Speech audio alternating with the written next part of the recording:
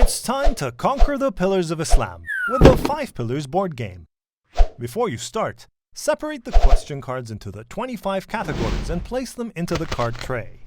Ensure that you have 50 pillar tiles, 25 for each team, 10 check marks, 5 for each team, and 5 pillar tokens.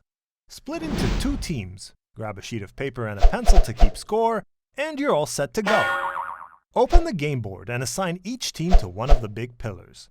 During the game, each team will take turns at answering a round of pillar questions called the Pillar Round, for which they are rewarded with pillar tiles and pillar points. For some questions, you can win special merit points, and as the game progresses, your team can checkmark completed difficulty levels. The first team to fill their entire pillar with tiles has conquered the pillars of Islam and is the winner. When it's your team's turn, you must select one member of your team to be the active player for the round. This is the only player who can answer the questions during the round. To decide on the order of the 5 pillar questions, the active player must first assign each of the 5 pillar tokens to a difficulty level on the board. The opposing team should select the appropriate question cards and ask the questions during the round. Whenever the active player answers correctly, he or she needs to decide if to go to the next level. Why if? Well, there is a catch. If you decide to go to the next level and you answer the next question incorrectly, you do not get any pillar tiles or pillar points for the round, so proceed with caution. And if you think the questions are getting too tough, you can walk away with the pillar tiles and pillar points for the correctly answered questions at any time during the pillar round. At the end of your team's pillar round, it's the next team's turn to have a go. Then your turn again, and so on, with both teams changing their active player with every new round, so everyone gets a turn. The points you earned for each correctly answered question depend on the question's level. Level 1 questions are worth 1 point, Level 2, 2 points, Level 3, 3 points, Level 4, 4 points, and Level 5 questions are worth 5 points. For example, if you answered up to Level 3 correctly in your pillar round and decided to walk away, you've earned a total of 6 points. The pillar tiles you earn for each correctly answered question depends on the categories the questions came from.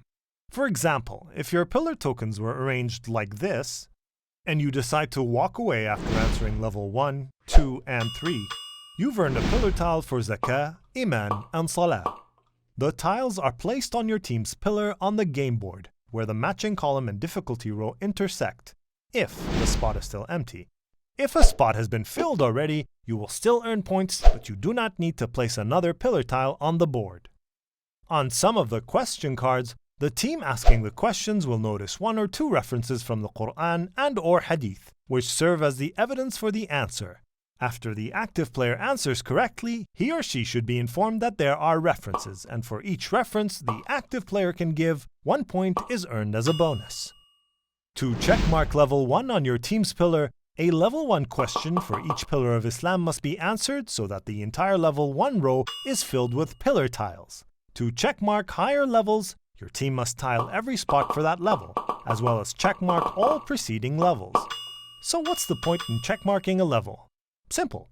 If during the pillar round the active player takes a risk to go to the next level and answers incorrectly, you do not get any pillar tiles, but you get to keep the pillar points for the correctly answered questions if the question came from a checkmarked level.